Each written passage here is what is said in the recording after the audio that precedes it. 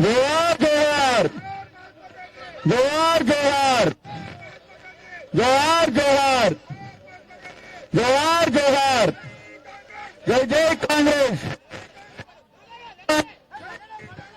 जय जय कांग्रेस जोड़ा चढ़ो जोड़ा चढ़ो जोड़ा चढ़ो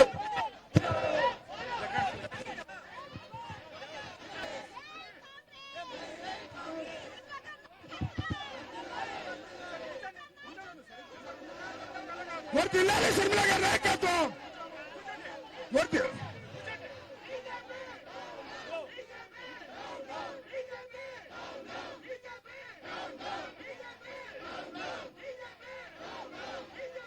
down down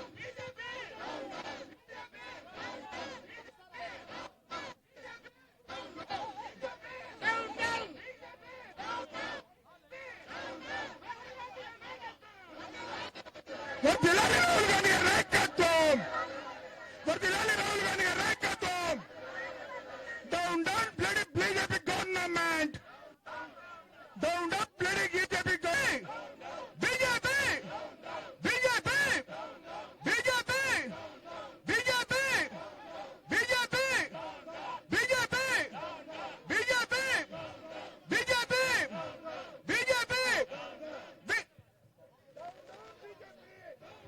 down down BJP down down BJP BJP BJP BJP down down BJP down down BJP down down BJP down down BJP down down BJP down down down down Modi down down down down BJP down down BJP down down BJP down down BJP down down BJP down down BJP down down BJP Rahul Gandhi గారి భారత్ జోడో న్యాయ యాత్ర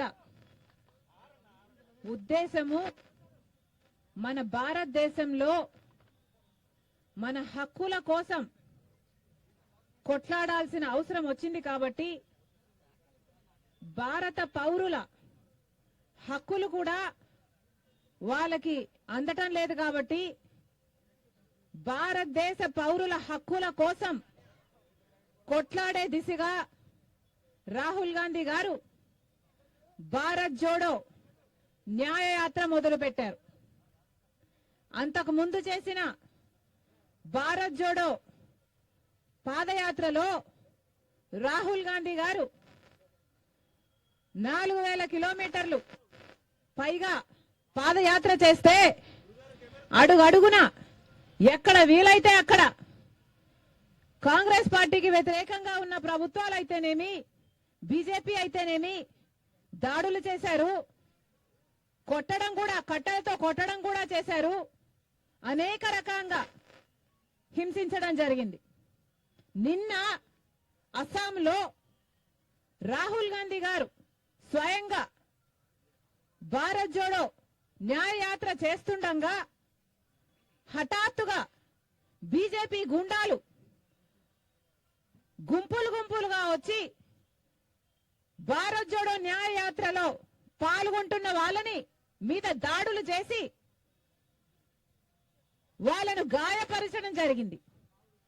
ఎందుకు ఇలా చేస్తున్నారు అని రాహుల్ గాంధీ గారు స్వయంగా దిగి వాళ్ళని ఎదిరిస్తే రాహుల్ గాంధీ గారికి కూడా ప్రమాదం తలపెట్టే ప్రయత్నం చేసి ఆఖరికి పెద్ద గొడవై నిన్న అస్సాంలో ఈ విషయం జరిగితే అస్సాంలో ఉన్నది బీజేపీ పార్టీకి చెందిన ముఖ్యమంత్రి. మరి ఇప్పుడు బీజేపీ పార్టీ అధికారంలో ఉన్న రాష్ట్రంలో కనీసం ప్రశాంతంగా శాంతియుతంగా ప్రజల కోసం చేపట్టిన ఒక యాత్రని కూడా చేయనీయకపోతే దీన్ని ప్రజాస్వామ్యం అంటారా అని మోడీ గారిని ప్రశ్నిస్తున్నాం. మోడీ గారు సమాధానం చెప్పాలి.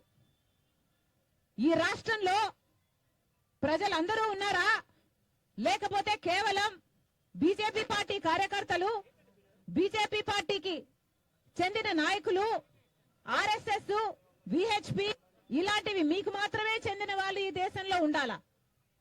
ఇక ఎవరు మిగతా వాళ్ళని ఎవరిని బ్రతకనివ్వరా? ప్రశాంతంగా ఉద్యమాలు కూడా చేసుకునివ్వరా? ప్రజల కోసం కనీసం కొట్లాడనివ్వరా అని మోడీ గారిని అడుగుతున్నా. మోడీ గారు దేశ ప్రజలకు సమాధానం చెప్పాల్సిన అవసరం ఉంది.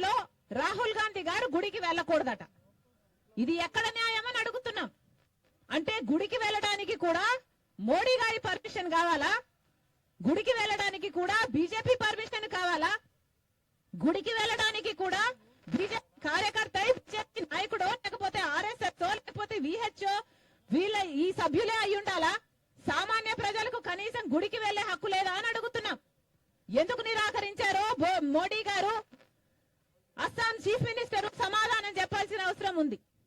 ఇలా అడుగున నిరంకుశ పాలన, ప్రతి చోట ఎక్కడ వీలైతే అక్కడ ఎలా మిగతా ప్రజల్ని మిగతా పార్టీలను ఎలా తొక్కగలిగితే అలా ఇంత నీచమైన పరిపాలన చేస్తుంటే దీని డెమోక్రసీ అని ఎలా అంటారు? ప్రజాస్వామ్యం అని ఎలా అనుకోమంటారో మోడీ గారు సమాధానం చెప్పాలి. ఈరోజు రాహుల్ గాంధీ యాత్ర పైన జరిగిన ఈ దాడులకు నిరసనగా మహాత్మా గాంధీ గారి విగ్రహం దగ్గర కాంగ్రెస్ పార్టీ ఈ ధర్నా చేపట్టడం జరిగింది. ఈ నిరంకుశ పాలన ఆగాలి. ఇది ప్రజాస్వామ్యం అని బీజేపీ పార్టీ మోడీ గారు గుర్తుపెట్టుకోవాలి. ప్రజాస్వామ్యంలో శాంతియుతంగా చేస్తున్న ఏ కార్యక్రమైనా ప్రతిపక్షాలు చేసుకొనివ్వాలి. మరొకసారి మోడీని హెచ్చరిస్తున్నాం. ఎలక్షన్ల సమయము ప్రజలు గమనిస్తున్నారు. మీ నిరంకుశ